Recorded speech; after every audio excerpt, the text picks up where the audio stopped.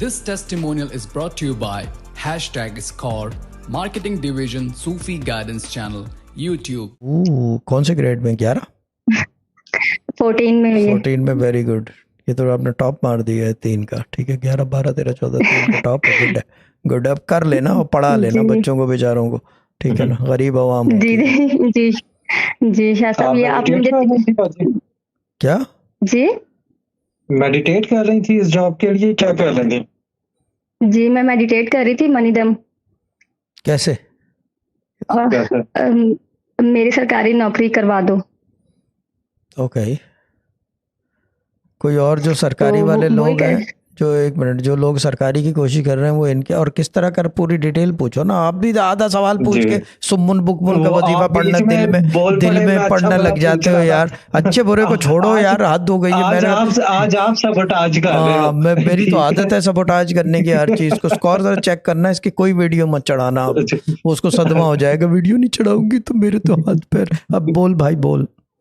अच्छा, तब्दीली इधर आओ। जी जी जी ये जो है, ये सरकारी नौकरी के लिए मेडिटेशन का तरीका है। और तब्दीली, सबसे पहले आप ये बताओ, आपने मेडिटेट में वर्ड्स क्या एग्जैक्टली यूज किए थे? जी शहजाद भाई, मैं इशा की नमाज के बाद जो है वो वजीफा पढ़ने के बाद मेडिटेट कर रही थी। मनीदम 10 रुपीज के नोट पे कर रही थी, और मैं वो करी जो 3 मिनट्स का जो आप कर रहे हैं मनीदम, वो मेडिटेट कर रही थी मैं। और उसी से हुआ है, मैं एग्जैक्टली यही वर्ड्स बोल रही थी कि मेरी सरकारी नौकरी करवा दो। इशा के बाद? जी इशा के बाद, नमाज पढ़ने के फौरन बाद है? नमाज के साथ मतलब के बांधा हुआ था आपने कि जब नमाज पढ़ी इशा की? जी जी ठीक है। और कितनी बार कर रहे थे? 3 टाइम्स। 3 टाइम्स जी मनीदम। और वर्डिंग्स थे मेरी सरकारी नौकरी लगवा दो।